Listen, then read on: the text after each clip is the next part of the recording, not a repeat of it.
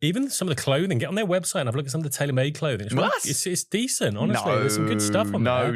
You'd like it. TaylorMade is just Sunday Red, isn't it? No. They've got some, like, you can get on the website. Anything worse than wearing a polo that says TaylorMade on it. There's some good hoodies. Look at the old logo stuff. It's good stuff. The old logo caps. Yeah. I'm all about. Yeah. Let me look at some of these. You carry on. There's some decent hoodies and stuff. Awful. Not that white long sleeve one. That's absolutely awful. You're awful. You're awful.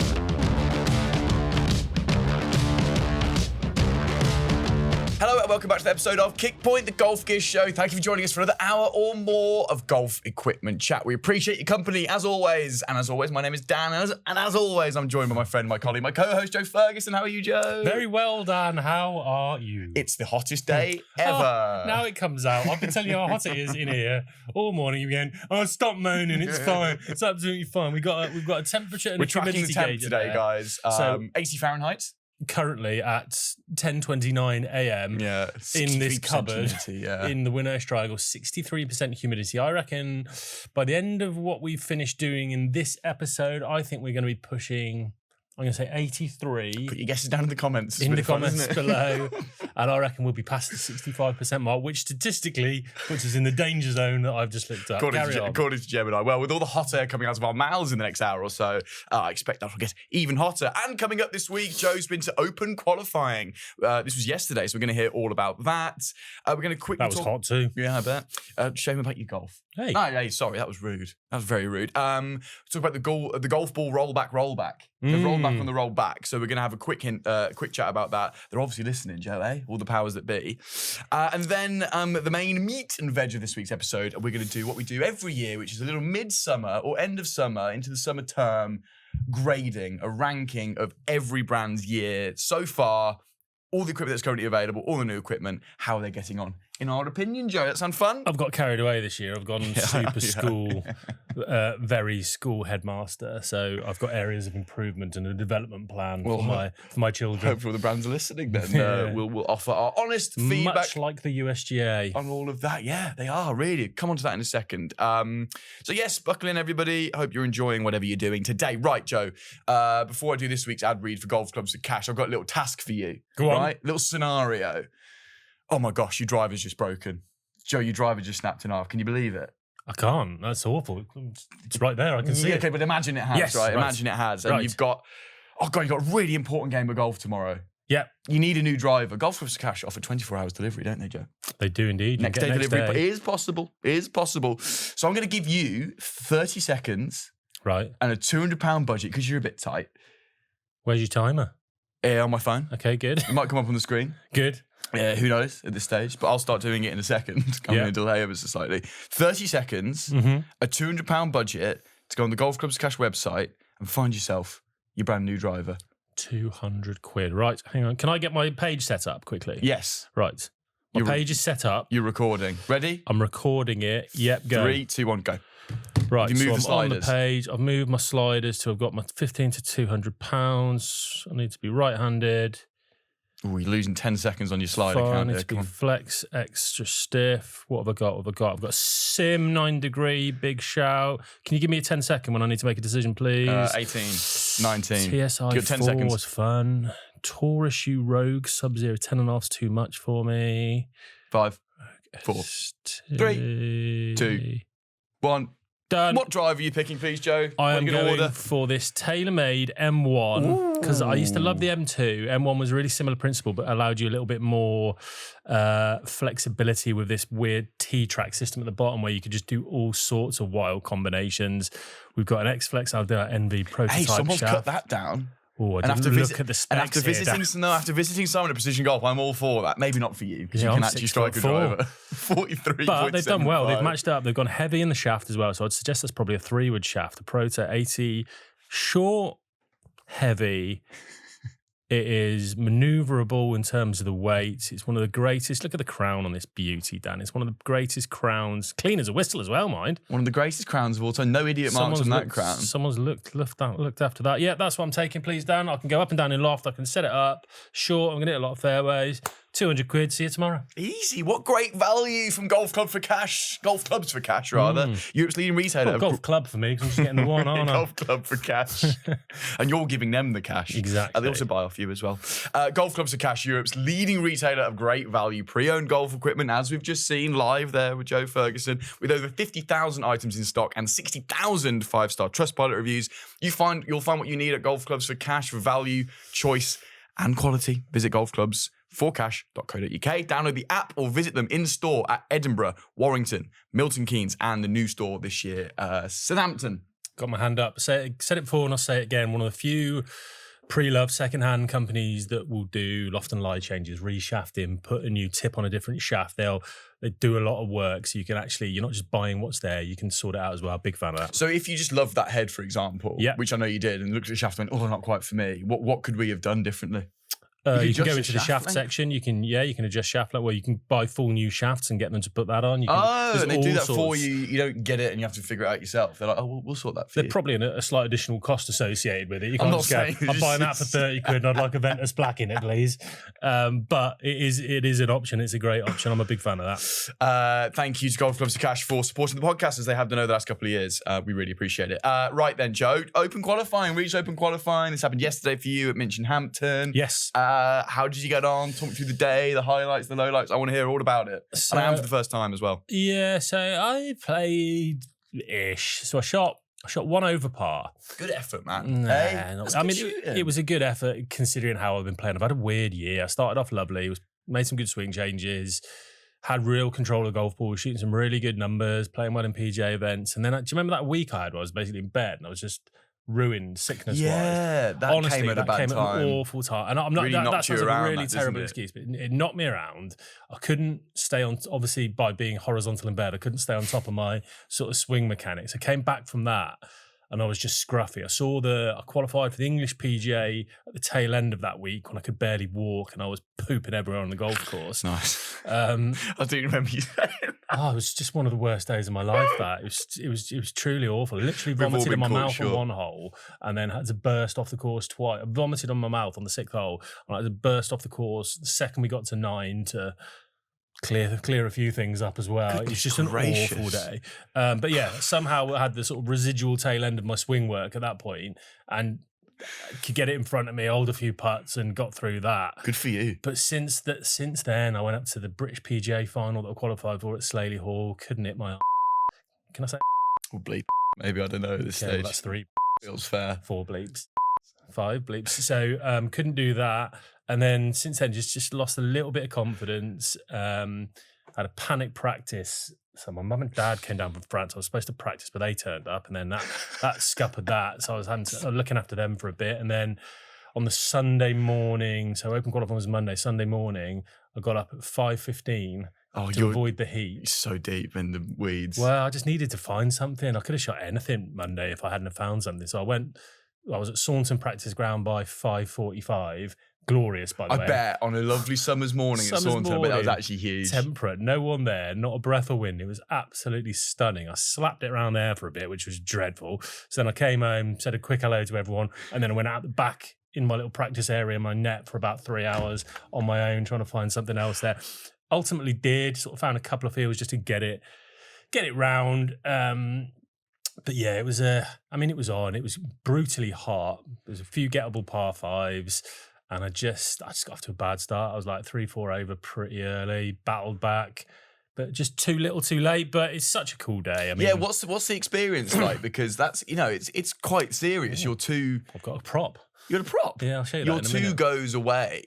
2 good rounds away, 2 very good rounds away from playing 3 rounds. It's 118 holes, and you get to the final qualifying. Then 30. Excuse me, yeah. But it's still not a lot, is it? From playing in. It just feels so. Did that sense of occasion? Does it feel like that on the day, or is it a bit more casual because it's regional and there's a lot of blokes knocking around? Yes and no. So there's a lot of guys you already know, but also it's different because they've got all the open branding up. So you've got the open tee markers, you've got little hoardings, you've got people with the quiet police signs, which we'll talk about in a second. Yeah. And then you get here's my prop. They even this year they've gone proper open qualifying with your name embossed on there. I've got a picture already. Gorgeous. We'll put a picture up. Pop that up. So to do that for every single person in the field, I don't know how many qualifying venues there are with like 140 odd people at each. Yeah, 16 venues, I think. Yeah, it's a big undertaking. I just thought no need for that, but just a really nice touch to get your name on it. And so you go, oh, hello, I've got a little planner with my name on. The open stuff's up. So it's genuinely cool. Then you sort of get down to earth. We'll pop the picture up now. I was on the 1T where the fella's there with his quiet please sign. There's just 2 people behind. I put that in our internal work chat. It's gone down with 10 crying, laughing emojis in the Slack chat there. So for those listening, man, Hiver's jacket for some reason. Yes. Just in case you missed him. Yeah. Well, he's by a road.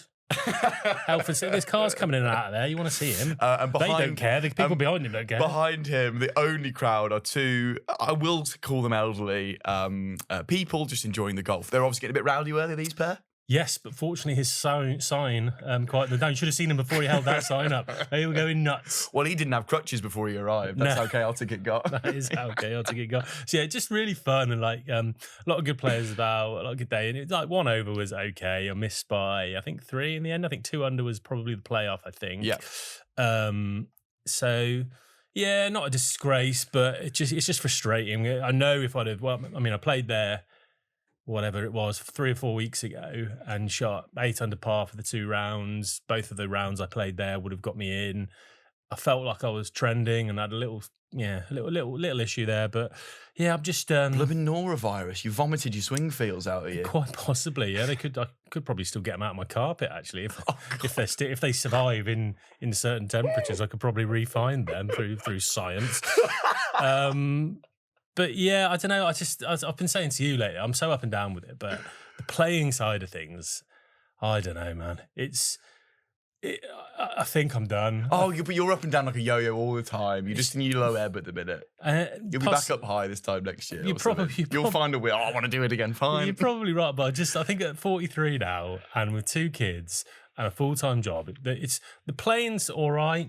I don't hate that, but I don't have the passion when I'm there. And like some of my mates are just so into the process. I don't have that. I've got like, it'd be nice to play, all right?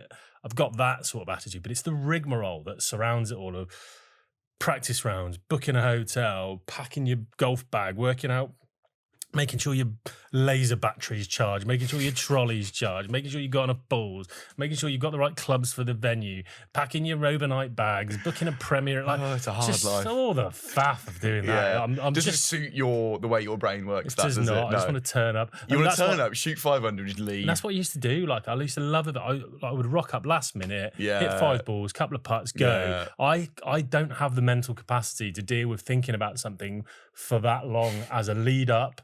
And then for 5 hours while doing it, I need to stave off any thought of what's going on until seconds before it happens, and then just let it happen. I struggle with that, and there's other parts of it. I'm getting on my high horse here now. This is sort of, I partially don't recognise the game anymore. I've become a little bit curmudgeonly and old man yells at cloud.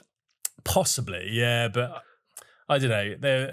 We did have some aim point on the tee yesterday, I believe. Play with the guy. That's the game. I'm not going to name names, but like we did talk about the podcast. He might listen, but I don't mind because I think sometimes people need to hear things.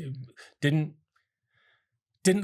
totally enjoy one of the playing partners' company. It was remarkably slow, like unbelievably slow in 30-degree heat going through. I mean, he made, Justin Rose does his rehearsals on the tee and all that. He had that plus 40 seconds of another routine. Then he would line up the little red line he put on his ball to go down the hole perfectly. From then, he then stepped back and kind of arm aim pointed with his fingers. I'm presuming to check the line was wearing. It's dispersion. So somehow people who use aim point the tee find out their dispersion with their club. So if his dispersion is 3 fingers, he's that like, right, be 25 yards further down the fairway. That's 25 yards, that's 25. So I've got to aim at that one. So in case I do miss it there or there. I hate everything about that. No, I know. And that's your game's gone vibe. And I can appreciate that. But sometimes. But yeah, furthermore, there was rudeness to volunteers. So your old boy holding the sign up there, he's out there for the love of the game trying to help out. He's not being paid. For the love of silence. For the love of silence. We had ball spotters. We had starters. We had a lady on the 9th coming off the 9th green, who just put a little gazebo up and had a load of iced water and was just giving out iced water. That's just lovely. Like, the community's getting involved, Joe. So nice. And this fella was rude to them. Like, there was a lady that was responsible for keeping up the pace of play. We'd fallen out of position, unsurprisingly, because your man was aim pointing everything. Asked him to, it's this hell, guys, there's a little gap opening up. If you wouldn't mind just closing the gap, that'd be great. Proceed to then go, well, the gap's opened up because we had to wait on the par 5. And we didn't at all. I was on the tee first on the par 5. We didn't have to wait for anything. They were on the next hole. So you're just lying and shouting at people. There was a point on a volunteer down the right-hand side of one hole. He's blazed it miles into the rubbish with his aim. He's got his fingers wrong on that hole. 60 yards into the... My aim point would look like that. 60 yards into the garbage on the right-hand side of this hole. Gone down. There's a spotter on the right who said hello to me. Love the podcast. Huge. Joe Ferguson. Yeah. Big, so I got a little big, shake hand. Felt great there. Yeah. After my nucky cut into the right trees. And then he's going, you see my ball? He's like, oh, I didn't, because it was a long way right. It sounded like I heard it land and it sounded sort of woody because, well, that's not much use, is it? And you're like, oh, come on. That would put me in a foul mood as well, trying to play my golf. And I just looked at it all and I'm just like, call me old fashioned, and I'm not sort of saying I've got my flaws. You know, people say I like the sound of my own voice here and there, which is quite famous people sometimes. Quite famous people indeed. We might release that at some point. But I like to... you'll never find me being disrespectful or impolite. Like, I like to shake the starter's hand. You're pretty happy-go-lucky about that. I like to say thanks for coming out, really appreciate it. I like to... The volunteers that we've got, let's be nice to them. These people don't have to do this. And I was just really despondent by it. Like, other stuff, just things losing. This is such a rant, Dan. It's fine, I'm here for it. Aim pointing. There was stuff that just should be done that isn't done, like... when whacking it into the rubbish, just getting another ball out and whacking it off the tee, not saying provisional, not declaring what ball it was.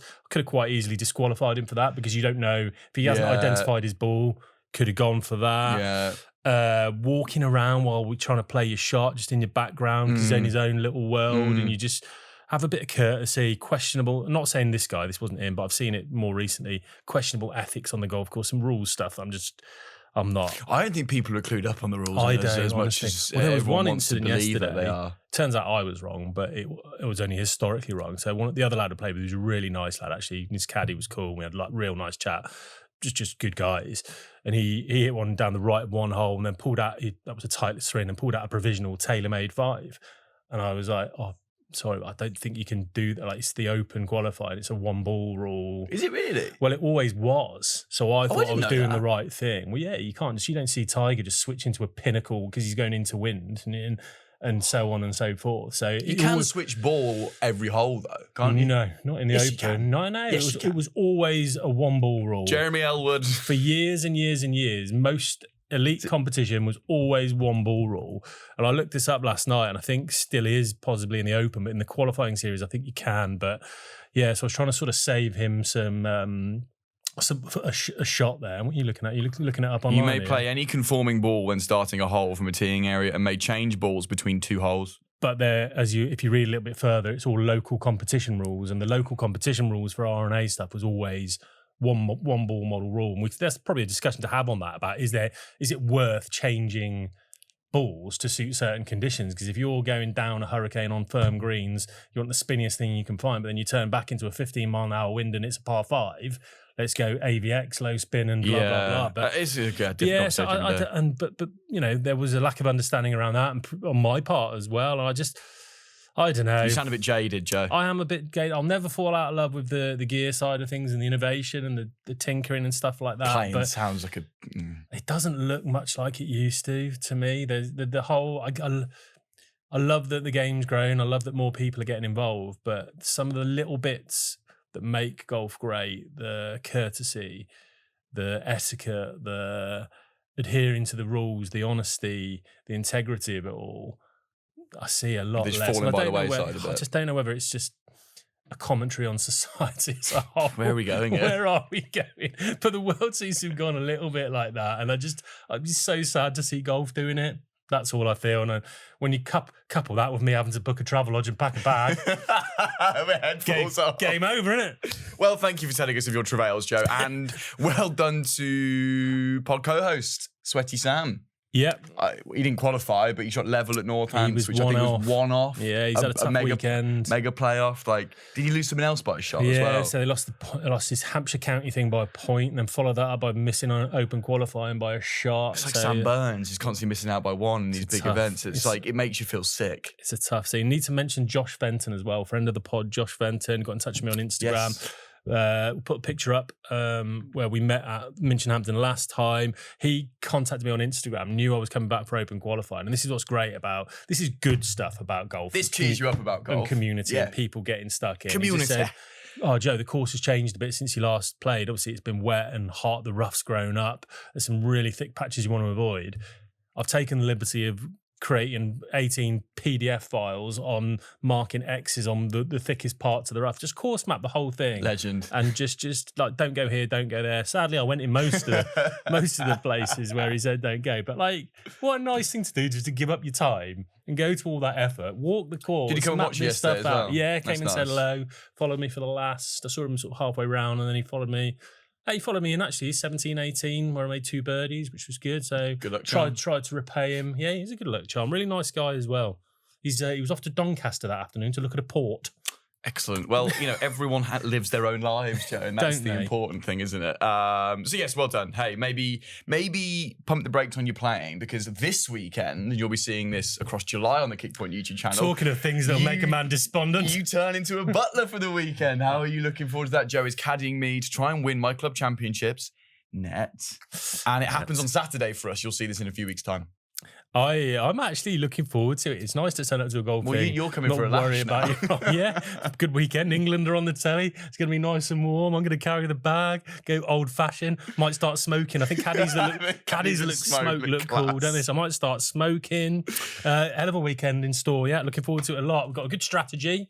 Yeah, we just got to get you relaxed and got to get you executing, and we'll see where we end up. It's all about my brain, man. My brain's a very dark place at times. If you get the chance when you watch Dan's spec out video, it's going to be on our channel, isn't it? Yeah, soon. You'll see a man who can hit it. You'll see a man who swings it well. There's consistency. Thank you, man. It was good. I need this in my ear. It was good. It was good stuff. It was really nice to see you hitting it like that. And then if we just keep you in that sort of frame of mind, you got a hell of a caddy. We're going to go have fun, and regardless of how I play, we're going to make a fun video. So on the Kickpoint YouTube channel, on the 2nd, 3rd, and 4th Monday of July, this little series, club specking, strategy video, and then the main event itself.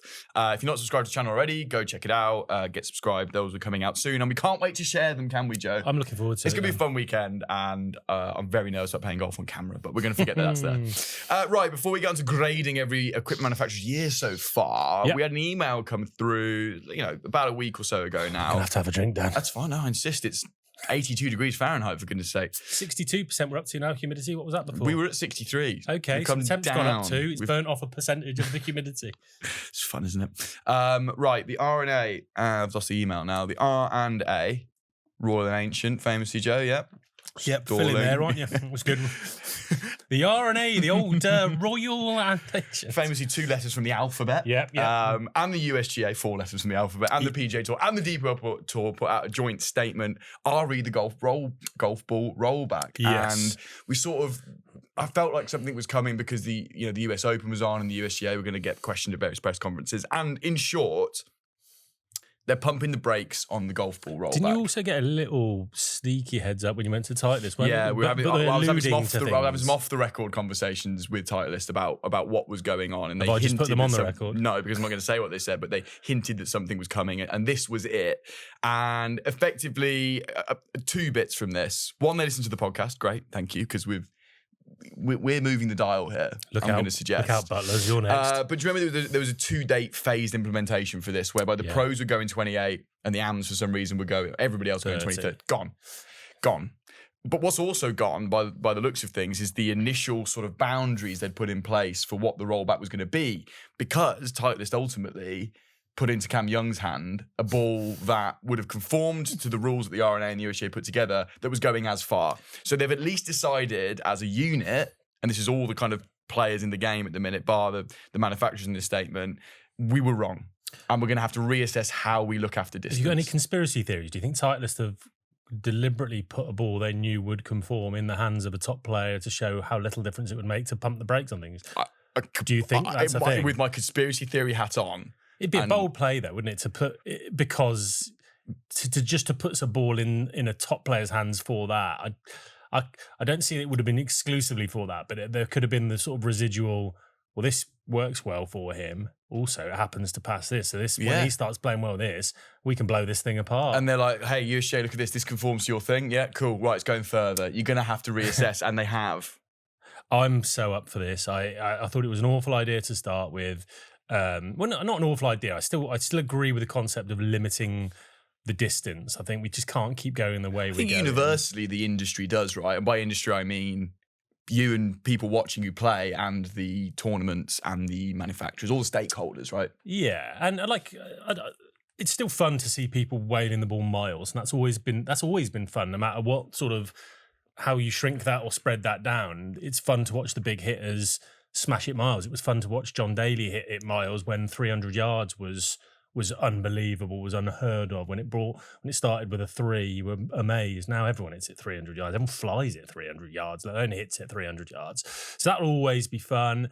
It felt like, it's easy in hindsight now, but I've been saying it for ages. It just felt like it wasn't fit for purpose. It wasn't going to do the job. It was too much of a minor step that also looked like it was going to benefit some players more than others. It looked like it was going to actually penalise some of the lower launch players who didn't quite have the speeds more than it was going to punish the higher speed player. Now, it's not to say it's not happening still, because it's all very, we're just reassessing everything. We're re-looking at other things, and so it could still be a ball thing. It could very well still be a ball thing that they change, but it might be a more extreme ball change. Now, my hunch is, and it says in that sort of correspondence, players from the PGA Tour Advisory Council and people like that. So players have just got in touch and said, "This ain't it, guys. This is not. You're going to cause an awful lot of kerfuffle and problems and money, and make no difference here." So it feels to me that we're not now just looking at ball. There's going to be other ideas, and my sort of ban tee pegs or limit tee pegs height or driver head size stuff, so you can still move it as quick as you like, you can still smash the granny out of it, but if you miss the middle, the jeopardy is there, the punishment is there, which I think it's all back on the table, which this is exactly love. What this the sort of subtext to all this is, that everything's back on the table. So basically where we're at, a recognition that distance continues to increase at the elite level, which is fine. Good spot. Well done, lads. A concern by the tours that the updated ODS testing, which is the ODS is the overall distance standard, may not achieve the desired results, which basically means we were wrong. And C, a collective willingness to reconsider alternative approaches, which is what you just said, which is everything. To, we've noticed the ball goes miles. We messed up the first thing, and everyone's told us we need to do better. Done. Away. And that's where we're at. And that's where we're at. So it feels like a complete reset from that point of view, which is great. Fascinating to see what they come up with. One point I had a conversation with someone the other day about driver head size. Great. You'd have to bifurcate the game then, whereby you and me can still use 460cc head drivers. So I don't know. I've got no problem with bifurcation, and I said it right. Well done. It's because I said it first. You had it in your head, didn't good point. 10-pin bowling. I can go 10-pin bowling and chuck up the little inflatable side things down the alley and have a lovely time because my ball doesn't end up in the gutter. You're still 10-pin bowling. You're not going to see them at the World Championships, are you? Like, okay, no, interesting. Snooker tables, they play full size. A lot of snooker clubs and golf clubs will have 3/4 size snooker tables with slightly wider pockets and less tight cloth. That's not championship standard. You're still playing snooker. You and me go and have a race around the Winner's Triangle now. I'm driving a Sportage, you're driving a Mini. We're not souped up Formula One cars. So we're still racing. We're racing. Illegally. We're having a good time, but we're probably not going to hurt many people. So at most sports, there's this slight bifurcation regarding equipment and slight differences. I personally have no real issue with it. The only sort of slight wrinkle comes from the people who are like elite level amateurs who are wanting to get into professional golf. When do you make that switch to start playing the game, the equipment that's required there? But for something that I think would help an awful lot of stuff, it feels like quite a small wrinkle to get over, and you just got to get on with it. Personally, I want to hear what you think about bifurcation. Those listening and watching as well, because I want a wider sense. I'm completely on the fence at the minute. And lastly, is there a tee height limit as things stand, 4 inches? Am I correct in saying that? I think you are correct in saying that. Because I said to my dad the other night, would have been nice to have a heads up on that. Yeah. Sorry, I just had a thought. I have to give you a heads up on all of my thoughts. Please, now, if you wouldn't mind. I was chatting to my dad the other night about it, and I was like, I said, we should limit the tee height to like 2 inches. And he said, who's going to measure that? And I said, well, it's currently happening now. Like, you can't come with a 6-inch tee, I don't believe. And you can't come with a driver that's non-conforming. Like, no one stands on the tee and measures it. It's just widely accepted. It's just widely. And to your point about just 4 inches, Dan, good, yeah. Maximum permitted length of a golf tee is 4 inches. First time you've heard that. Tee must not be designed to indicate the line of play unduly. I'm getting a bit in the weeds there, but yeah, 4 inches. Halve it. Give me 2 inches. And if someone says we're not doing it now, give me 2 inches. Yeah, absolutely. We are doing it now. We're doing 4 inches now. Let's do 2, because then that changes the complete property of the way someone can strike a ball. And you don't have to bifurcate the game then. All the delivery conditions completely change, absolutely. So you can't have Rory pegging it up 3.5, 4 inches, hitting 6 up on it, launching at 17 and spinning at 1800. That goes away. Your launch angles are coming down, and I mean, I'd go further. Like I said, I'm all for just scrapping tee pegs altogether. Treat the teen area as a preferred lie area. Yeah. You're going to understand who's the better ball strikers there, rather than having this little prop you can just pop it up on. And even your Rorys, your Cam Youngs, your whoever, Brysons, they're not flying 3-woods 200 yards off the deck, which you'd need to do, or even mini drivers off the deck aren't flying that far. So you basically, if you change the properties of how you can deliver that golf club into the ball, you can do whatever you want with equipment, guys. If you can do it off the deck, good luck to you. Exactly. And that then allows us to have equipment that's still innovative, and equipment will change over time. The game's not bifurcated. That if I think if I had to commit to one now, if I was in charge of all of this, I'd lean toward that. But it's good to see that the players are involved and that everything's back on the table, isn't it? But then my worry about players being involved is that players tend to look after their own interests. And if you happen to have the player advisory council who are all 5 up on driver, I don't think many of them are going to be voting for a tee height ban. No, but hopefully they, in point A, recognise that the distance continues to increase at the elite level. Hopefully, Joe. Hopefully, we can have our fingers crossed. Right, let's know what you think about that. It's an ongoing process, but we're almost back to square one again with that, which is interesting, but a good thing on the whole. A net positive. One of my new favourite phrases is saying that something's a net positive. Who said that? You like copying phrases, you like hearing things. I think it was on Ellis and John, a podcast I listened to, and it means that, some good things have happened, some bad things have happened, but the net. I'm aware of what it means. Thank you, though, Dan. That's really kind for explaining right, should we do every brand's summer report, Joe? It is the middle of summer. It's literally midsummer, what it was the other day. I tell you what, actually, Dan, I'm just looking at the PJ Tour Player Advisory Council here. There's a lot of downward... Good set of lads. There was a lot of downward strikers here. On. You've got your Burns, I don't think he's much up on it. Harris English, Connors, Fowler, Glover, Harmon, Hoffman, Homer, McGreevy, Norrin, Spieth, I think. A bunch of squeezes, is it? A bunch of 3 down. Even Woodland's a down guy most of the time. Your only problem, they've just got to talk Justin Thomas into banning tee pegs. I think he likes to jump off his toes and hit about 6 up, doesn't he? Sounds like they've got a majority of down Feels strikers. Like. Hey, that's the kind of journalism you don't get anywhere else. Who are the down strikers on the PGA Advisory Council? Good social clip that up, Johnny. It's niche, but it could fly. We are niche. Right, it's summer, Joe. Kids will be getting their summer reports soon as they head off for their holidays. And we thought, because it's a bit of a quiet period for new releases, we're going to get some new ones soon, though, in the autumn. It's time to grade all the brands. We've done this for 3 years in a row now. I really enjoy doing this, and you've taken it very seriously this year. Kickpoint Grammar School. This is I'm the KPGC. headmaster. GS. Your assistant to the regional manager. Michael! Joe!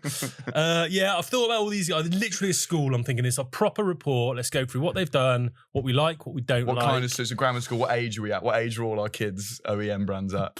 Volatile, secondary, teenagers. Secondary, high what school. Saying, like okay. You said year 10, I think 14, 15? Like, we're not doing GCSEs just yet, but we need to get to the stage form, where it's like examination time. So we've got to get our ducks in a row here and smarten our act up. So where are we at?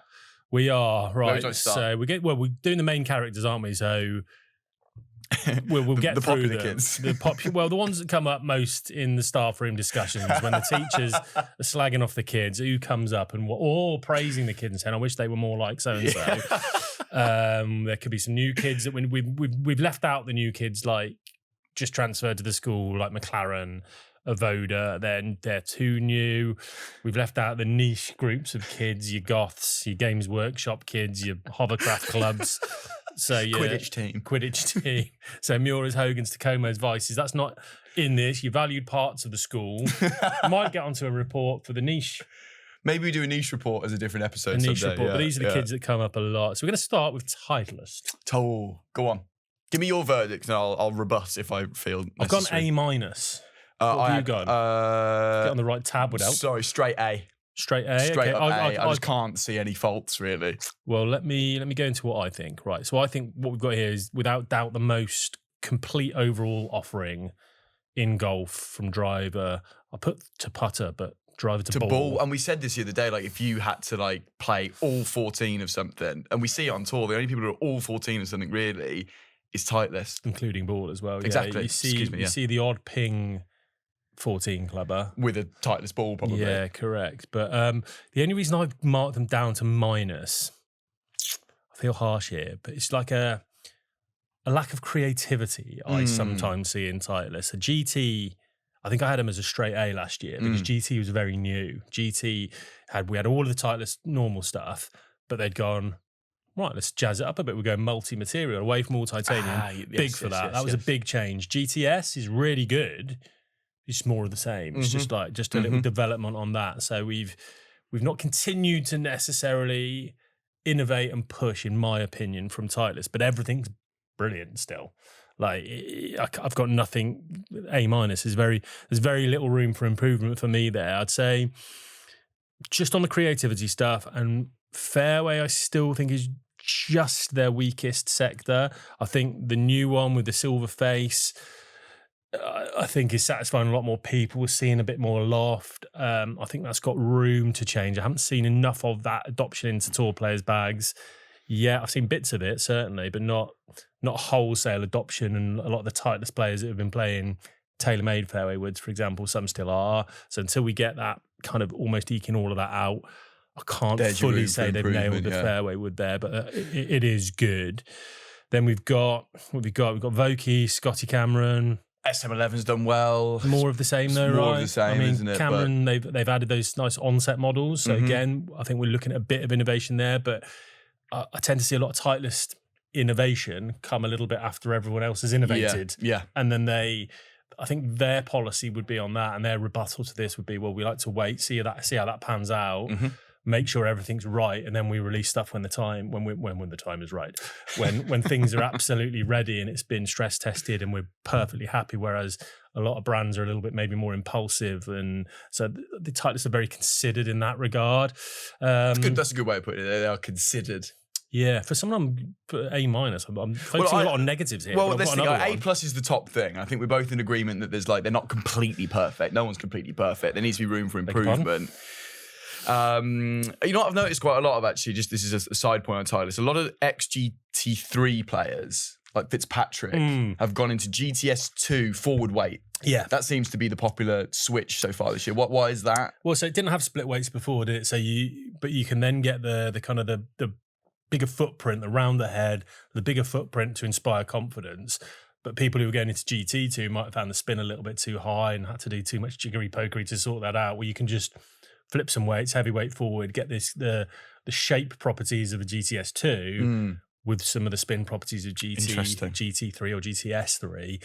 And yeah, you're right. That does seem to have been a nice little take that I've seen quite a few players go into. We've got another things that bothered me a little bit. We haven't seen a new blade or CB. For ages. How long? It was 2019, wasn't it? 7 years. Yeah. Which partly I love and partly I hate. I love because they make such good CBs and blades. I want to see a new one. Just change the look of it or something. But I'm also like, well, where'd you go from the 620 MB? It's an absolute stunner. It's a legend, isn't it? It's the one that we would design and go, we don't want to know this, we don't want to know that. We just make me a pure blade Titleist and pop Titleist on the back. So that mint. I can argue for both sides of this. I want to see a new one just because I think we like new shiny things. But also, I think if you did bring a new one out, we'd be like, in 5 years' time, remember the 620 MBs? Weren't they classics? Why did they ever change that? Should have stuck with that. Yeah. So and as you described them being considered, they're a very considered student. I think they're still considering. Yeah, maybe you're right. And that should be applauded. It should be applauded. We'll take that as a positive. T series on the whole, superb. T250 arguably the best looking. Applause. Possibly the best looking iron on the market, full stop, of any brand. And such an improvement on T200. Oh yeah, brilliant. And the copper option. Have you seen the copper option in the T250? Yeah, I'm. You're not a man for that. I used to really like black or copper irons, but now I'm like, no, I don't think that's cool anymore. Spending too much time with Robert Rock. I have. More traditional. It's too traditional. I'm too traditional now. Pro V1, same old story, full domination, but they've brought out some new alignment stuff. So aim performance, aim enhanced, aim 360. Left dash is now a retail offering. So they've sort of added that to the lineup as well. It's just all round, man. It is all round. They've got a bit more going on in the accessory game as well. I looked on the website and the sort of head covers. There's a Lynx Legend bag. Have you reviewed that? I have, yeah. Looks brilliant. Is it any good? Yeah, it's fine. Okay. Well, I think it looks brilliant. It looks great. It's a statement piece. I'd rather a vessel. Right, areas to work on. So we've given you an A-, so you're the parents now. Now, firstly, Dan, as parents of Titleist, you should be incredibly proud. Thank you. I am proud of my Titleist son. And you've nothing to worry about regarding young Titleist's future. You've got the best kid in school here, really, in terms of results. But for true greatness, I think as parents, you and your imaginary wife here, you need to encourage a bit more X factor and free thinking. So what I mean by that, Titleist is kind of the kid that shows up for school, perfectly combed hair, pressed shirt, crisp iron trousers, same time every day, 14 minutes before the bell, and then just goes and absolutely dominates the academics. The debate club, he's put forward for everything that's against another school. Model UN. Just unbelievable scenes. But give me a spark. I want to see greatness here. I want to see some personality. Get in trouble. Mess something up. Untuck your shirt. Have a cigarette behind the bike shed. Yeah, go vape behind the sports. So it's vaping that kids do now, Make a pass at a teacher. Like, see what happens. Let's do some dumb stuff and get it wrong. That's fine. I was going to say maybe enroll him in some creative writing classes. Nah. Not try and feel at the teacher. Drop an inappropriate note on a teacher's desk. Just try it out. You might like it. See how it fits. It might work. And the wheels might come off. The wheels might come off for a bit, but to be truly iconic, why did people love Andre Agassi more than Pete Sampras? Sampras won all the time. Great analogy. Dull, hairy. Agassi, loose cannon, dressed like a loon. Wig. Drugs issues. Yeah. Like... You'd be a terrible teacher, by the way. But that's what... No, I think you've got to get this out of some kids. You want to see my kids? They're smoking. Hey, they're not really. So it's an interesting take. I just want to see a bit more from them in that regard. Show me some... get the sentiment. And in golf terms, to me, give me some full-face grooves on a Vokey. Give me a Scotty Cameron design program where I can design my own. Chuck a raw iron into the lineup. Just experiment. Do bits. That's okay, where I'm at with Titleist. And there has to be something to improve. I will. But you still should be very proud. Thank you. I'll go buy some Marlborough Gold. Right. TaylorMade. What have you gone for? I've gone A- as well. I've got a tie here. Flat A again. I'm a more generous marker, clearly. You are. Yeah, you're not seeing the cracks here, Dan. No, I'm not. QI4D. We don't just want to sit here and tell everyone they're great. There's some stuff, and then they are great. Of course, QI4D. They're good kids. They're a good bunch of kids. QI4D, well done. And I think where credit's due for now moving that into a 2-year release cycle as well. Were you going to mention that? I hadn't even mentioned that, but yeah, I'd take that as a good thing. Kudos to that. Kudos, yeah. Face radius change. Just changing that bulge and roll. Honestly, I see it every day because I use it. I see when I bottom it, they don't spin up. When I hit it on the top edge, it's staying in the air. That is not just theory, that works in practice. I really, really like that driver. I've not had much feedback on how the whole Reax shaft thing's been going at retail, the fitting story about. I loved the story of it at the start of the year. I haven't spoken to enough fitters to talk. There's some fitters who, like when we saw Simon the other day, wouldn't entertain that really at Precision Golf because they know that true shaft fitting is a lot more nuanced. It's too limited as well if you're going to someone like Simon at Precision Golf, right? Yeah, that idea. It wasn't really designed for those people. It was designed for the guys picking it who would normally pick just a driver off the rack and go stiff, please. It's like, well, okay, let's get a little bit more in depth. Let's get closer to your proper spec. So I've not really seen how that's gone, but I liked it. If your nerds are up here already, going to Simon, already know their shaft stuff, and your basic people are down here, right? Yeah. Buying their stock stiff. I think what they've done is bring the floor up for these people ever so slightly, which can only be a good thing. Yeah, so I don't mind that. Scotty's still not doing them any favours in his QI10, but I just don't think people really care anymore. I don't think people care what tour players are playing anymore. Ooh. To an extent, I think you're absolutely right. It used to be a huge thing because we didn't have social media influencers. We didn't have YouTubers. We didn't have the information. So your only sort of port of call was, what do the best people use? Cool, I better use that then. That was it. Now the world's changed. So I just think the whole point. Yeah, thank you, Dan. That's really kind. I think the whole sort of landscape has changed in that regard. So for TaylorMade, it doesn't matter that he's using a Titleist ball and a 3-year-old driver. They're just like, you're our guy. And if you're buying a TaylorMade product, maybe you're more interested in Grant Horvat and I don't think people have the time. That people aren't as losery as me, are they? To have the time to get into granularly what they see a big TaylorMade bag, TaylorMade head covers, TaylorMade. Oh, cool, he's a TaylorMade guy. Right, cool. And that's Correct. about what a lot of people get. So I don't think people are that bothered. Fairway Wood's still absolutely dominate everything they release in Fairway Wood from. I don't even know when onwards, but we've gone QI10, QI35, QI4D. Dominating, just brilliant. The QI4D Max is an absolute stunner for the high handicap players. Who did I give a go with? The QI4D Max I've got as sort of an 18 handicap player, just struggle with 3-woods. We popped just a pretty bog standard shaft in there, just a 200 cc's, shallow head, loads of confidence, absolutely flew. Love that. It's their crowning glory at the minute, especially when you look at the tour. It's just a TaylorMade Fairway Wood winning somewhere in the world every week. Yeah, weirdly, we're filming this 2 days after Wyndham Clark's just won the US Open. He was a QI10 guy for ages. He's got a G440 Max in there now, just out the blue. He's been flirting around a bit, hasn't he, actually? It's a cheeky one, isn't it? Irons, only new stuff really that we've seen. QI Max and the HL. Better than what they had before in their sort of super game improvement area. I still don't really see TaylorMade as the go-to place for that genre of iron. I think people tend to lean more still towards like your Pings of the world, don't they? But it's good, it's better, and it feels a lot better in that area. But still the leader of the pack for me in the hollow body iron market. So P790, P770. Although the competition's closing there's a lot of good, your 3DP Tours, your i540 from Ping, T250 from Titleist. The gap's closing. They used to just be out on their own with P790 and P770. I still think they do it the best, personally. So great. P7CB, still a great iron in the lineup. Didn't like the 7MB at all. Hated the sort of shaping on the back, the chrome to brushed, matted. It wasn't the best blade they've made, but the P7TW seems to have taken over the mantle as the blade that they push, and so many people love that. MG5 and the wedges, really good, and again, much better, moving in the right direction. Didn't necessarily move on massively from what I thought was a really good wedge in MG4. They teased us with that blank prototype, which just do that. It would have been amazing, but then we added all the bump on.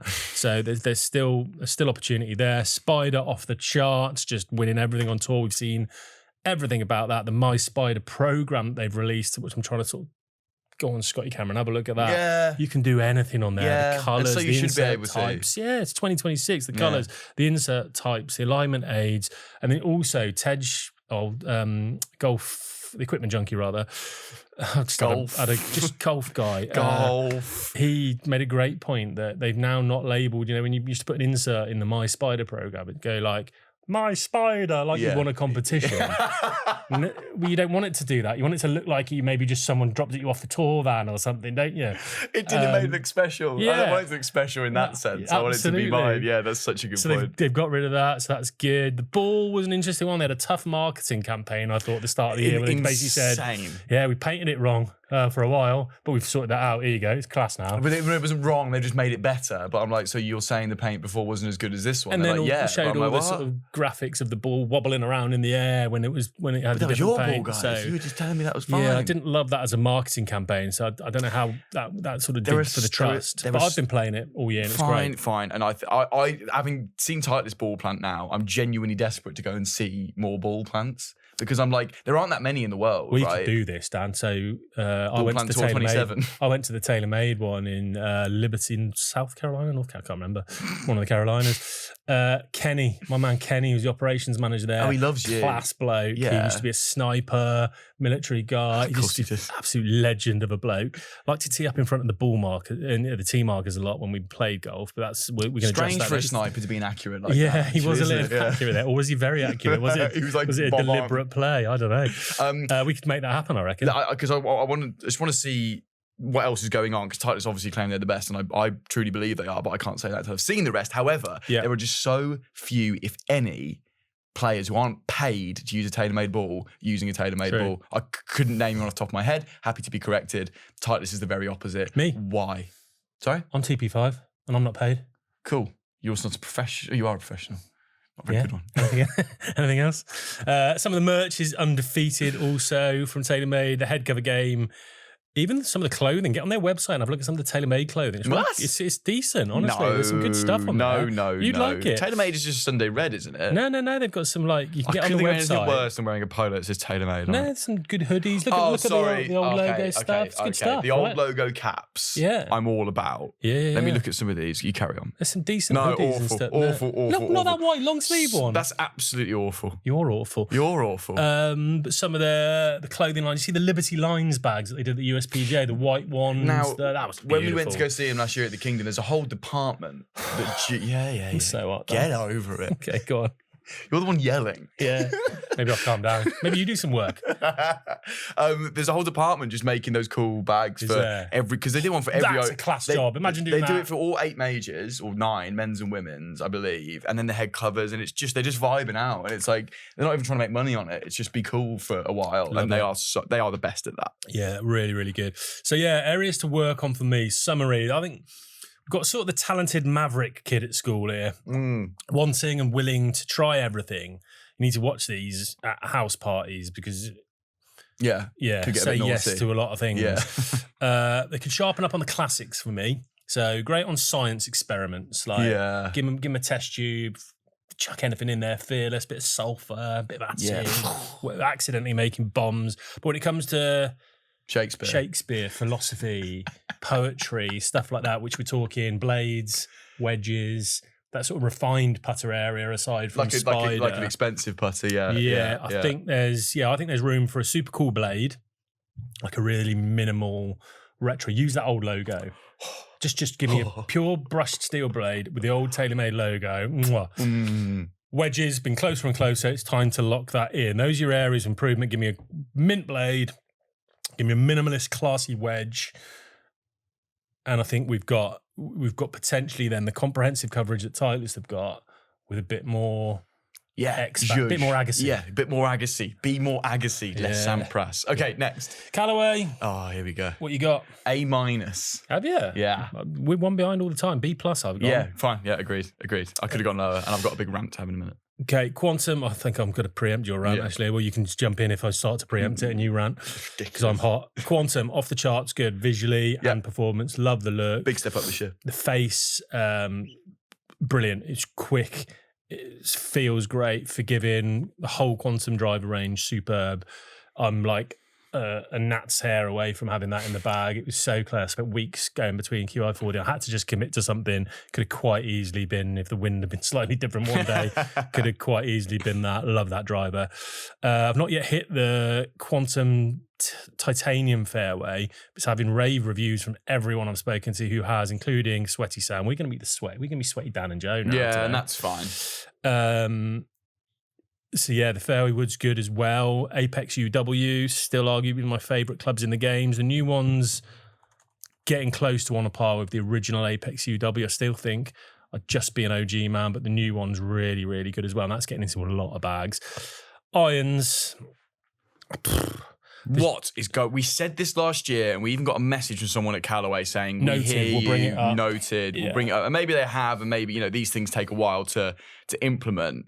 They will, won't they? Because even when you send that message, there's probably been 6 other irons just about to be signed off and in the works and stuff. There's just so much going on. I wouldn't even know where to start keeping up. We've got every number after AI from 1 to 7,000. And what even are they? Well, that's the problem. No one knows in the market. No one knows what they are. Like, what happened to the days where we'd have an MB, a CB, you'd have a game improvement. Basically, you'd have an MB, a CB, and a game improvement for each company. There'd be 3. Yeah. We're talking upwards of 20. So then that's before you get into the Callaway kind of Asia only, X-Forge this, and like it's so confusing. So X-Forge has now come to Europe, right? Apparently, I missed that. But you got Quantum Max, Max OS, X-Forge Max, X-Forge, Apex AI 150, Apex TI Fusion 250, Apex TI Fusion plated, X-forged, some different finishes. Elite still available if you want Elite. Still get your Apex Pro MBs, CBs. Yeah, AI 300, Apex 24. It's an absolute minefield. And if I'm just a punter who wants a set of They're irons, all good, by the way. Not saying they're not, but I'm saying if I'm a punter and I fancy Callaway for whatever reason, I love Min Woo Lee, whatever the reason is. 5 minutes on there, you've given up. Completely lost interest and you'll move on. It's as simple as that. They've got to refine that. And it goes the same with their putters as well. There's an Odyssey putter released every other month at the minute. And it's not fun anymore. Baffling. I'm sorry. I don't understand it. Yeah. Before we get to the putts, let's go wedges. They're underrated. Some of the best profiles in the game for me. When you put down the Opus SPs, if you like a rounded profile, then Callaway should be very much one of your first stop for the wedges. And they spin a lot. That spin pocket stuff is good tech and it works well. They're just struggle there in the sense of just everyone still defaults to Vokey, don't they? And that's if in doubt, you go to Vokey. So everyone's in that same boat. But I do think they should be getting a bit more love in the wedge game. I've got a set at home, and again, I've just probably a lack of imagination. I tend to default to my Vokeys, but I quite regularly go and take out my Opus SPs if I'm just having a little knock or want to do just a random bit of practice. They work great. Okay, good. Putters should be the highlight here. And always was in Odyssey, and still make some superb stuff, but it's the same as the irons. It's just so confusing. So we've got, I counted DFX, square to square, AI1, AI1 Cruiser, AI1 silver milled, AI1 milled, AI1 silver, Tri-Hot square to square black, Tri-Hot square to square, AI Jewel square to square, AI Jewel, Damascus. I stopped at 13. I think there's more. And then think of all the head shapes within that. Those are just families Hundreds. You've named there. Which, like people will say, great, let's have a load of choice, but there's a tipping point where it's just too much and you just don't know where to start. And it's not only that. I find that if I bought perhaps one of the original square to squares that came out, the sort of light blue and white one, and then all of a sudden, months later, something else comes out. You can get it in black and white. You can get it in red. I quite like the look of that. And they've just replaced what I had immediately. It drives resentment toward a brand that just over flooded the market with stuff. I will say the Tri-Hot square to square with that shaft moved as far forward as possible in a zero torque model is very good. There's another, I think it must be the Tri-Hot square to square black. I just went into Saunton Pro Shop and saw some of them the other day. I didn't even know they existed. And there's some different head shapes in that I was like, oh, okay, love that. But where's that come from? What's that doing? Is this still square to square? What's that? And this is my job. And what's the technology story moving forward? Like we did this and now we're doing this. No, it's not. We're doing this over here, and if you want a bit of that, that's over there. Yeah. And it just again, confuses us. We're not. This isn't a commentary on the quality of the stuff because it feels great. It looks great. There's just got to be some more clarity of message, because I just think, there's going to be so many people, like you say, you're casual, just flicking on the website, you just look at those options there and go, well, I haven't got time to work this out. I've got a job, I've got a life, I've got to do some stuff. Golf ball, Chrome Tour ball, superb. Chrome Tour, Chrome Tour X. My Golf Spider, I think it came out on their test, super high. I've dabbled too, and I would defy anyone to convince me that those balls aren't as good as the Pro V1 and Pro V1 X equivalent. And we've seen a lot of tour success already. They've really stepped their game up there. They're really high quality golf balls that possibly still don't get enough attention. And I think there's a reason for that, which I'll get into. And the Quantum staff bag for the tour players, pick of the bunch. Delightful. The colouring, the style, just stunning. Areas to work on. I think we've got a classic child here struggling to find themselves down and just chucking everything at it. And hit that tricky teenage period where they're just trying a few hats on and seeing what fits, but they're doing it in a very public arena here, aren't they? It's not like I would have done that in my bedroom where I'd have dressed up as Russell Brand or something like that. Gone, hey, is this a bit of me? No, this isn't a bit of me. Get back to being a chav, Joe. Yeah, don't be Russell Brand. No, I think in hindsight, it was a good decision. I just feel they need to redefine their identity a bit and just stop that experimenting. I want to know who and what Callaway is. Are we going to lean into the heritage? Because there's a big heritage in Callaway now. The Eli Callaway stuff, the stuff over the years. And we're in that retro period where everyone loves the 90s. And like Callaway was it in the 90s. Let's get into that. Let's do some of that maybe. Keep the high-end tech, keep the innovation that you've got like in the quantum range. It's brilliant. I just think they need, what's her name? Marie Kondo. Yes. Pop in there. Thank you. I value you, Elite Iron. It's time to put you in the bin. You're not sparking love in me and I don't understand you. I don't. So off you go. And let's strip some stuff out. Let's get back to an understandable product lineup, because what you do is superb. It's brilliant. They make great clubs. Just haven't got a Scooby what's going on half the time. It's the kid at school. There was a girl in my English class who was so happy when she had to put her hand up to ask for more paper because she was doing so much work. What was her name? I'm not going to say her name, and not that she listens or knows who I am. As many women didn't know who I was. And still don't. Still don't. She put her hand up, oh, miss, can I get more paper, please? And she'd be like, yeah. And they scribble away, I'm working really hard. Look at all this work I'm doing. This is, to me, what all these irons and putters are. Look at all this work I'm doing. But then when the paper comes in, I can't understand a word she's saying. Because she's gone at it, yeah. Correct. So that's a rant over again, Callaway. You listened last year, and there's probably wheels in motion, hopefully, especially what TaylorMade are doing, to maybe just. And I want it because I've always loved Callaway. Callaway, a big part of my growing up in golf equipment. I love what they do. I love the quality of everything. So I'd love to just see it get back to that. And I think I think they will. I absolutely think they will. Right, parents' evening. There's got about 15 minutes left, I think. Has it? Yeah. Did you remember parents? It's cracking on, is it? Used to overrun, and then the next kid would be late. The next kid would be late. So not that we don't appreciate these next children, but if we could do these next children the next 15 to 20. We went a bit heavy on the preamble, didn't we? Yeah. Well, I was moaning about. You're moaning. Ping B+. Oh, I went A. Did you? Quite a way off there. G440 family, predictable and strong performing as ever. If it looked as good as QI4D or Quantum, I'd have a hard time not playing it, but I don't think it does. Agreed. I think people don't love the turbulators. We've always said there's visuals a second. We put a social clip up about turbulators, and the results were resounding. We don't like them. Don't like them. We're not going to be told otherwise. Fairway wood, superb for the average player. I know a lot of players and tour staff, speaking to some of the tour team, don't struggle with the shallowness of the face sometimes on the. It's weird because they went less shallow this year. Yeah, a touch less shallow. Still too shallow. Well, maybe that's why you're seeing a bit more of it. So yeah. Wyndham Clark, as I just mentioned, he's gone into G440 Max. You are seeing a few more, but I think simply because a lot of their staff would have got used to their TaylorMade fairway woods. You're just going to struggle. Out of that, isn't it? The mini prototype seems to have been well received, so that's going to be coming to retail pretty soon, I believe.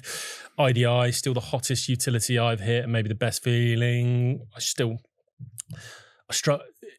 with the shape of it a bit. Still, it's a bit much offset. You can see a bit of bulge out the back.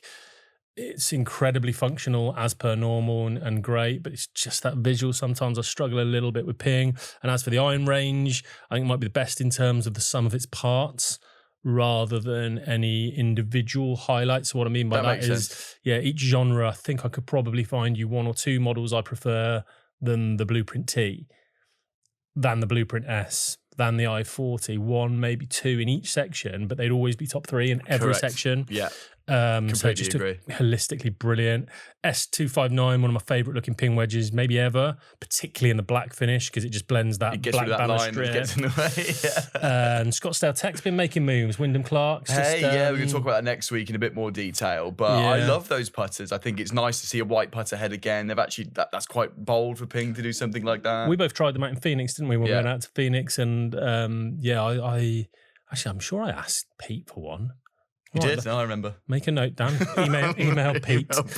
Right, areas to improve. Could be time for a glow up. Go on. Model child, ethically sound, polite, well behaved, academically superb. Yeah. Just a pleasure to teach, pleasure to have around the school. But hey, should it matter the how this child looks or the golf club looks? Probably not, but it does at school. But it does at school. He's got no friends because he looks a bit weird. Because he's If he got a gammy eye or something? No, he's not got. Ping don't have a gammy eye, but he dresses for the temperature rather than to look good, doesn't he? He puts on the duffel coat in the winter, whereas some of the other kids are still turning up in a vest to show off their muscles, and they're getting invited to parties. They're getting girlfriends. Blah blah blah. Your man's comfortable and functional, doing all the right things. Shouldn't matter in school. Shouldn't really matter in golf.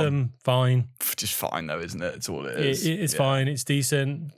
Ball speeds are okay. The looks okay. But it's if I all went just for okay. a fitting now, I'm sorry, it wouldn't be on my radar. If I'm testing 3, It depends on your budget. It's a bit cheaper than the rest, which is 40, 60 quid cheaper than the rest. Fine. Which might put it in a few people's hands for sure. But I think you'd still be looking over and going, "Oh, TaylorMade looks good." Another 60, 70 quid. Yeah. Come on. King Tech Mini, however, might be the best mini driver. Yeah, on the I market had that for down. me. Mini driver, excellent, and that's put the cat amongst the pigeons with your R7 quads and your Really secret has. weapons of the world. And you don't have to make a choice there about whether you want to use it off the fairway or the tee. It's equally good off That's both. where really that good. just what's their hosel sleeve? The Future Fit 33 that absolutely comes into its own on a club like that, as it does with the fairways and hybrids, which are also fine. Don't need to relitigate the 3DP iron scenario. No, we've done that. We've purely covered and that here. simply the future of the game. That's your A+++++. Your Fs come in the wedges and putters. Yeah, it's just not off there. the radar. They just don't do it for me at all. So it just all sort of nets out. It's a really interesting time at Cobra. Some of the best stuff in the game and arguably some of the worst of the major manufacturers. Yeah. Baffling. Areas to improve. We've got to sort out that short game offering. Yeah. Who's buying a Cobra wedge and a putter? No one. The only Mavericks. ones you'll have seen. They're not even that much cheaper. There'd have been one in a golf day, wouldn't they? I'd imagine. Maybe. Personally. Yeah. Keep playing to your strengths. Lean into 3D. You've been the pioneer here. Keep doing it. You're ahead of the game. You're years ahead of other people on this. Just keep going with that, and it is unbelievable. Friendship groups. I think we need to work on the friendship groups, which are tour presents for me. Who are the friends on tour? Who's using it? Yeah. We need to. Again, it's optics. It's optics around the school. If you see Cobra hanging out with TaylorMade and Callaway, you're thinking, he's cool. They'd done well. They'd gone into the friendship group with Max Homer, which at the time was a good friendship group to be a part of. Yeah, but then Max Homer weed himself in PE and became very unpopular. So then the association... Yeah, he weed himself in PE. The association dropped, didn't it? But you committed to be mates with him, and you can't not be mates with him. That's a bad bloke. That's bad bloke behaviour. So you're still mates with the kid who wet himself. Exactly. Huge analogy from you. PXG. B+. B. Yeah. One behind again. Yeah. Lightning drivers, pretty good. Decent. Not the quickest or the best feeling for me. A bit hollower than what I would like. I could be a PXG Tour player because I think you could sort that out. I think you could. Sort of, bit of hot melt in there, take away done, some of that. Yeah. Pengy. But I love the look and I love the name. We always like BXG naming. Lightning. Hey, I like saying, because I'm playing the 3-wood and the hybrid, I like saying that's my Lightning. You hit them great. And they are quick. They're quick. The fairway wood's better than the drivers for me. Yeah. I like that. And the shaping's brilliant. The Lightning the little tour is gorgeous, isn't it? Yeah, I love those. Got those at home. Secret Weapon, we love it. Superb. Gen 8 driving iron, Desert Club. Highlights for me as well. The driving irons are rocket. It looks good. It feels good. It goes miles. The Desert Club, we love these little niche. One of the only companies with the imagination to go, yeah, we're just going to make a club to whack out the desert. What about that? And what? Sound. Love it. Love to be an ideas guy at PXG. You'll get a lot of yeses. Yeah. Weighting system of the Gen 8 irons, brilliantly innovative. The idea of moving CG left to right, interchangeable heel and toe weights, love it. From my testing, I don't know how much difference it actually makes. Personally, I didn't see vast if any, sort of huge variances in ball flight bias and stuff like that. So I wonder whether there's a bit of placebo effect in there. People thinking, oh, right now I'm going to turn this over, and they're trying to turn it over. I don't know. I just didn't see much of it.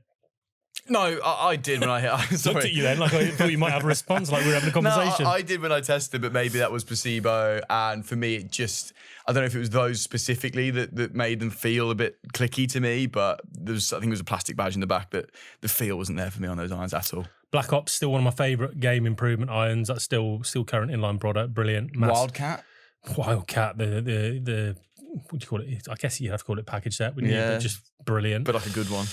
Sugar Daddy 3 wedges, most confusing wedges of all time. They're the best and the worst. So from the back, horrific, screws everywhere, writing everywhere, mess. From the profile behind the ball, my favourite shape wedges on the market.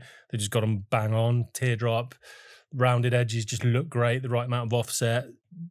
Baffling, like quite a lot of the whole brand. How about the Stickums as well? That were nearly perfect, but they so close. 3X forged on it. I feel like they did that to spite us, but great name as well, yeah, Stickum. Oh, come on, come on, PhD. There's so much good stuff with PhD. Putter range.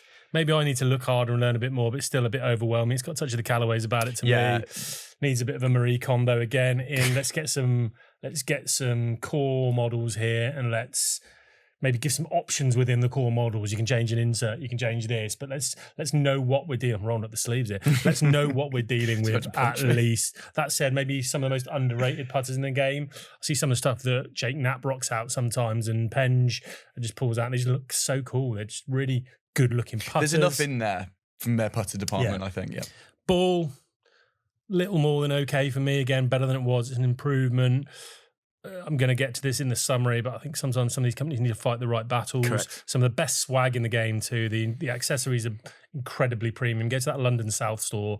Might be the best retail shop I've ever been in any walk of life. Immaculate.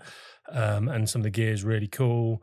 Again, they need like a Marie Kondo, a Stacey Solomon, whatever. You just love someone's got Stacey to pop. Solomon's I love show, that don't show. you? Yeah, Yeah. just get it all out, put it in a warehouse. What we keep in, what we throw in. I was quite hungover on Sunday, and it was the kind of hangover that wasn't, oh, everything's funny. It was like, you should die. Questioning yeah. everything, Why does anyone like you? And when that happens to me, I try and throw everything out of my flat. So I had a mini hungover Stacey Solomon. That's cool. Felt amazing. Yeah, just cleansing. And now I don't feel quite as deathly. Cleansing. Yeah. It's weird. When I'm hungover as well, it always puts into my head, why does anyone like Dan? It's the same stuff. Right, areas to improve. Right, Dan, you've got a very gifted ADHD child here. Yeah. You've got everything you need for greatness.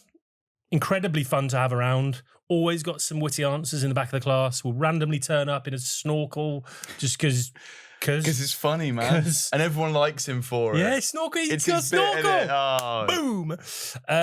Not trying to please anyone either, in my opinion. Some companies look desperate to, what does the market want? Well, they don't give them monkeys what the market wants. They want to do what they want to do. And I'm all over that like a rash. Yeah. But less is more sometimes. Streamline those SKUs. Focus on what we're good at. Do we really need a ball? We do not. We don't, PXG. Ping don't need a ball. Just lose it. Just get rid of so much money to do that. Get rid of the resources on that. No one's chipping away at Titleist. You've got to spend so much time and so much money doing that. You just don't need it. Like, you don't. Great friendship group. I like the friendship group. Some bruisers. You'd feel safe in that friendship group. Aldrich, Knapp, Penge. No one's picking on that friendship group, are they? So could we expand that? Could we expand that to have some...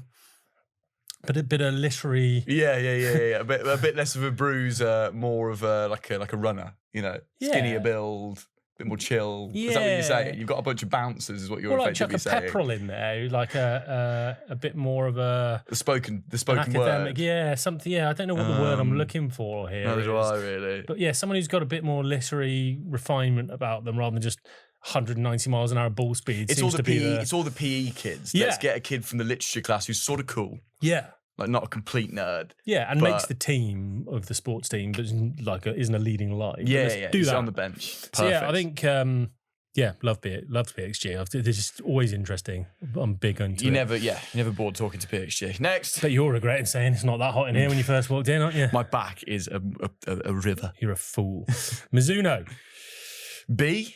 I've gone B-, one behind, as per usual. Everyone want me as their English teacher, not you. Correct. Love the look of JPX1 and Selects. Just didn't work. Yeah, Slow, didn't do what they said. Slow, didn't feel good. Not that forgiving. I just wasn't. Sorry. And you've seen it at retail. You've seen it on tour. It's just not that good. Literally no one's using that driver. I felt M13 and M15, the irons were fine. But still a step back, I think, from the 243 and the 245 it visually. It felt like they didn't need to be touched at the time, the 243 and 245. Let's leave it for 7 years. They were great. They were absolutely great. I completely agree. And even feel-wise, Pro S1, though, and Pro S3, staggeringly good. Beautiful shapes, shelf appeal, feel, gorgeous. The JPX 925 forged iron still boggles my brain every time I think of it. Put it down, you hit it, it feels like a syrupy little buttery blade, and you look up and the 7 iron's gone 210 because it's a rocket, just class. And the T1 and T3 wedges, criminally overlooked. Beautiful shaping, beautifully made, lovely profiles. M-Craft putters, not for me. Is that the one with the interchangeable chassis? Yeah. I'm going to use the G word. Gimmick. Okay. Not that one. Good. I wonder where you were going there. It's a gimmick, that. Like, who's doing that? I'm sorry. Like, but then we were talking out both sides of our mouth here because we love sausage putters. But they're not. They're not Mizuno. No, there you go. That's the guy. Point. That's a Manc guy in. Sorry, Dave. He is a Manc guy. A class Manc guy living in the south of France, having a vibe. This is Mizuno here. Yeah, this is fair. One of the most historied brands in the game. You can't be doing that. That is fair. Yeah, I just wonder when enough's enough for some of these brands. When certain categories just don't get any traction. Like Mizuno putters don't get any traction. Even drivers, to an extent, don't get any traction. It's like wedges for Cobra. Do you need to be in everything? Like Ping don't bother with the ball. Srixon don't make putters. When's enough? When do you just release 4 or 5 generations? Cleveland shouldn't make putters. when 5, 6 generations have gone by in certain genres of clubs and they don't hit. I'd love to know what they're all thinking at HQ, because it's almost like you don't want to concede defeat, because if every manufacturer had that mindset, there'd only be a Titleist ball on the market. Terrible analogy I'm thinking of not using. We can cut it out. If my analogy is too bad here, there'll be a weird cut and we'll be coming back in. And we're back in. Welcome back to the podcast. That's had to be cut.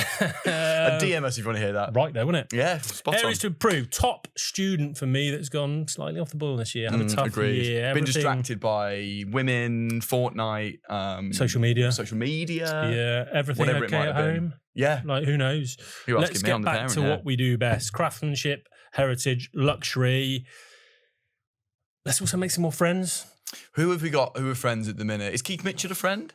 He's officially a friend. I think he's officially a friend. But they've got a lot of friends on the DP World Tour. They've got a lot of friends who aren't official friends. Yeah. No one knows they're friends. Occasional text. They see each other outside of school because they don't want to be seeing them on the playground. But if we get some more friends, we can be seen at more social events and we can... Climb the old ladder. Climb the old social ladder. Should we drop a couple of subjects? Are we taking on too much? Should we drop putters? Should we drop balls? Yeah, So we can focus on... some of these kids, I see a lot of kids now dropping out of school, getting homeschooled so they can focus on a particular sport that they're brilliant at. Fine. If you guff at science and you're academically a cretin, get out of there and and make a serious life for yourself, being class at something. A lot of these brands should drop balls, which ironically, what is happening at this time of high school, yeah. Oh, sorry. Yes, it's a testicle joke. Very good. Possibly cut as well. Srixon. B. Good. We joined B Twins. I mean, not much. Hey. We've just seen them release the ZXi Rocket. No one loves a vowel anymore. What happened to vowels? Bring back vowels of me shouting at clouds. They look fantastic. A bit more carbon in there. We don't know anything more yet. I love the new logo on top. Little S on the crown as well. Has this come into this grading, or is that too late to be considered for? It's not out, is it? ZXi family, solid as a rock. Zero hesitation playing or recommending it to anyone. Just good. My dad's got ZXi 4. Good. Loves them. Irons. Yeah. I'm talking driver here at the moment. Sorry. But a wonderful interruption. Completely pointless. Not as keen on the fairway. When I've hit it, I've found the feel and speed a little shy of, say, TaylorMade in that regard. But again, beautiful looking. They just make classy looking golf clubs. ZXi. Me? No, me. You. Utility, while still a brilliant performer. Big shiny bum. And feel. Took a big step back. Too much of a big shiny bum. ZXi-R has been a superb addition to the game improvement sector at a good price point too. Okay. First time they've gone into game improvement and nailed it. They just know what to do with an iron. Suits it. You know how we say I don't think TaylorMade suit that. I think Srixon do. Yeah, I wouldn't have said they did because I associated them with a better player, but it's come in and they do. The way they've bled there, the way they've slowly moved the irons that way, while also having players' irons, has been remarkable. Yeah, full ZXi range from the 4, 5 to 7, now including the as good as anything, not 3D printed, on the market for me. Ball, not really my area, but Sweaty Sam talks very highly of it, and the tour presence speaks for itself. To me, that AD 333 is still the go-to on tour mid-performance ball. If no one knows what to use in the shop, I was in Saunton shop the other day, and someone came in and said, "Oh, hi, I need to buy something." This is one of the most asked questions in pro shops. I need to buy some balls. What do you recommend? I don't need a Pro V1, but I don't want something rubbish. And they always everyone wants the one in the middle. And every time I've ever heard that question asked, people go, AD 333 is really good. And that's what they do. So and that's into Gen 11, maybe Gen 10 of that. Like, that's an outrageous golf ball. Certain dignified quieter I love about Srixon. They don't do all the shouting. A bit like, do you remember Queen Elizabeth? Yeah. Yeah. Dignified. First or second? Newbie. She was very dignified, yeah. Didn't crave love or adulation, just did the right things and got it, you know? Sure. She wasn't out there going, hey, look, I've just opened this hospital. She's quietly got on with her job, service, did the right things. Yeah. I was a big fan of that She was a great queen. Nailed it. Never denying that. So, final report, really nice year. Solid results in all areas. Without bringing out much new stuff, actually, which I think, having the conversation we've already had, is to their credit. Yeah. But you can certainly see their favourite subject is irons. Yeah. I think that stands out. Lovely child, polite, respectful. Would love to see them come out their shell a little bit more and tell the world how great they are. Maybe need to... I had this at school the other way. There's a lad called Jordan Shimwell. Hope he exists. Really nice lad. He exists? Hope he's still all right, I mean.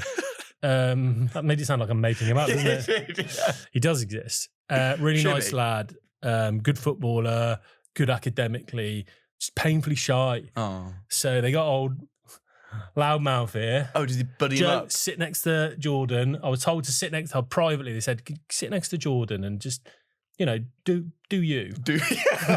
So I was sort of sat next to Jordan for about a year. Bang, out the shell. What did you do to the poor lad? Can't remember. Just changed his life, rocked his world, straight in the football team. I think it just gave him a bit of confidence having someone who had some confidence with him. Like an emotional support Labrador. Dog. Yeah. You kind of resemble that, actually. Yeah. A very grey one. So I think that's what we need to do with Srixon. Maybe Spencer, go and have a beer with TaylorMade. something like that, and see if we can bang it out there. But you should be very, very proud of your body of work. Let's just, come on. Go have a beer with TaylorMade. Right, last but not least, especially not this year, Wilson. B+? A. Yeah, I thought you might, because you've just been to the US. You go on these trips to the HQs and you buy in, don't you? Oh, 100%. And I'm bought in as well, to be fair. Yeah, go on. Love the whole direction of the brand. Whoever's on the branding.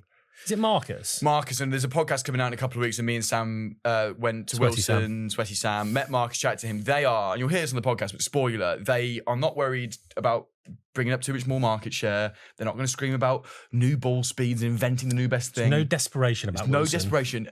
On their words, and you have to bleep this, we're just going to make cool. And that is the vibe at Wilson now. They've got the right people in charge of the right brand for that. So they're going in a great direction. But as you're going to point out, there are obviously some things that aren't as good as they could be. I've just said whoever's doing the branding is doing a bang-up job. No desperation. It's proper cool. Even the website's cool. You're on the website. It's like, you're not these sort of blocky... It's like filtered pictures. It's got a heritage vibe. The whole thing's cool. Apparently, according to Marcus, it's like kids who are like 17, 18, 19 now, maybe even a bit younger. They think Wilson's the coolest stuff ever. Go and have a look at some of the apparel. It's filthy. You know, like, my cardigan that changes my personality. Yeah. That one. That's class. But I think what's happened for maybe my generation and maybe the kids who are now a bit younger than, maybe a bit younger than me, 24, 25, they had the package set vibe. Yeah. That's now gone for the younger kids. This is so in my summary here. Yeah. Drivers and fairways, still very underrated as performers. They just need to look a bit cooler for me. I think that hasn't caught up. They're brilliant. They're really good, and they're really good at the price point as well. Not just the price point, they're just good. They perform well. You mentioned the word package set. I still think you've just got a slight visual of that for me, the Wilson drivers and fairways. They're working on it. I can't put my finger on it. I can't either. But there's still a bit of that, and maybe it's just connotations, and maybe it's just that dragging back to the time where, or I did think of Wilson as a package set brand, but they don't perform like it. They perform superbly well. Iron Range, one of my favourites in the game. Even the Dynapower Forge, which aren't really in my wheelhouse, are as good as pretty much anything in that space. But the staff model range, mwah. So I finally got to play the XBs when I was out there in Chicago. Man, they were good. Pretty shaping, look gorgeous. I felt the finish as well. That sort of powder soft. silver, but soft, but boom, they go. They go exactly. Yeah. But the sound and the feel make you feel and look like a player, and that is what Wilson is becoming again, which is so exciting. They've got to invest more in custom fitting. Every time I remember doing a video about the XBs and the whole staff model range, and everyone was like, "These look amazing." Well, I've just looked up where would I go for a fitting, and I was like, I don't know. Really? Yeah, and it's just they've got to get them. I think there's got to be some investment in that program because people want to try and people want to use, and people are starting to see they're really good and really cool. They've got to do that. They also need some friends. They need some friends. Yeah, I'd say they're friends with the teacher. And that's Padraig Harrington. That's a good. They're like holding the dinner lady's hand around the playground, and they're like, because they haven't got the confidence to go and make other friends. And the dinner lady's lovely, by the way. She's really looking after them. And I'm not saying Padraig Harrington's a dinner lady, because their partnership is actually one of the best in the industry. Because you think Harrington, you think Wilson, you think Wilson, you think Harrington. That's symbiosis. Do you think it's time to cut Paddy loose? No. Oh, what do you mean him loose? Just say Paddy in the R&D department. No, just send him to the golf equipment manufacturers. Just to say, the farm up the road. We've had a great number of years. No, not at all. You still think? We still need. How are you going to be pally with the kids? No, you still need a dinner lady. Yeah, true. I'm saying that Wilson's got to stop hanging out with her so much. Yes, fine, got it. Go Staff be with the model new wedges kids. are a brilliant shape. So close to, again, just too much information on them. If you look at the back of them, we've got the brand, the model, the loft, the bounce, the groove technology, and the head construction listed on the head. And it just says Padraig Harrington. don't need it. Infinite Zero Torque, superb. Love those putters. Simple shaping, good tech, and 220 quid. Yeah. Like, really good. I used the Zero Torque one. Fine again. Not in love with balls. I like the balls. I know. They hold up quite well. Yeah, I played them in a couple of this could have been me on this. I've got one particular day, and I played at close house in a big stiff breeze, and I don't know. I just saw a couple of ball flights that were unusual for me that I didn't love. But it could have been a flyer from me. Could have been a poor striking day. But isn't it amazing how unlikely, that can just put you off something? Yeah, and you get something in your head. So I need to. And that's why it's so important for these brands that when they do bring out product for it to be hot off the gate, because that can happen to people. But also 53 quid a dozen when the Pro V1's 52 quid a dozen Mad, at RRP. Who's no chance. Mad. Love that the 1914 bag in the accessories. That's them again leaning back into the cool stuff. Love the it. right people are in charge. They there. really it's an are. Exciting time. Really are, and I want to see some more in the accessory game from them. I think there's a huge opportunity in the retro headcover game and stuff. Is it coming? Ooh, lovely. I've seen some cool stuff. And we need to open some eyes to the apparel range. Just get on the Wilson website. Not on doubt today, maybe. I might be dead right now. You need to open up some eyes to that apparel range. Get on the website. Have a look at it. Have a look at some of the knits, the cardigans. I went to there was a store in downtown Chicago. It's like a Wilson store. Bit of tennis, bit of golf, bit of generic kind of pickleball stuff. Tennis stuff crosses over into it, doesn't it? Because you wear polos. There was this white knit jumper that I could have worn for cricket. I could have worn for tennis, for paddle, for golf. Date night. Date night. Date night. Right? Date night. Look at me. Look at me. I'm sweating. It's gorgeous. It's really premium stuff. And like, it's so funny that the Wilson golf department doesn't keep the lights on for Wilson as a brand. In America, it's basketball, it's football, it's baseball gloves. They are vibing out. And they're doing such a good job of it. So for me, they suffered a bit of a tough period at school. Not cool for a while. Maybe that awkward stage when they went from primary to secondary. Yeah. They probably went through puberty. Either early voice or late. was breaking, bit spotty. Maybe they wet themselves in PE. We Max Homer. Yeah, and it's just not cool for a bit. And then it can take a little time to shake that off if something's happened like that at school. But boy, are they on the other side of that now, and they're ready to shake that off for me. It's like one of those sort of, those like cool high school films where someone's having a bad time and then they get that, they figure it out and they get the glow up, and it just, I think that's coming, and we're in the midst of that. Could be the cool kid that has been hanging out with a different, maybe older crowd and comes back with a different version and fashion tastes and musical tastes. Their older brother introduced them to the Smashing Pumpkins, and then they came back and they listened to the Smashing Pumpkins. And now the cool kids who are listening to the more mainstream stuff are like, oh, maybe I'm not cool. Maybe that's cool. No. Actually, Taylor Swift isn't cool. And I think they're making some of the cool kids ask themselves some questions. That's a great analogy. Just give me a driver that looks like a tour driver and not a Yeah, almost a complete reset on whatever's going on with the driver. Just go to the other end of the spectrum. Just change our eye on it. leave it performing as it does. Fine. But just give me one that looks like a tour driver, and that's where we are. Woo! That's the end of Parents' Evening. Let us know what you think about all the brands. Which ones are coming on the up or on the down for you? Did Callaway do too much products? Do PXG have ADHD? All of these things get down into the comments. Thank you for that, Joe. Great work. Good Parents' Evening. We've got some good kids. We've got some really good kids, and there's opportunities there, Dan. And for those who are keeping track and wanted to know the temperature and humidity by the end of the episode, we're at a whopping 84 degrees Fahrenheit now. 29 Celsius. 65%. I will be getting in touch with humidity. HR. I will be having tomorrow off due to fatigue. But we've got 2 more episodes to film. Lovely. Can't wait for them. Can't wait for that. But for now, thank you for listening. Thank you for watching. We'll be back next week with much of the same. Stay cool. Goodbye.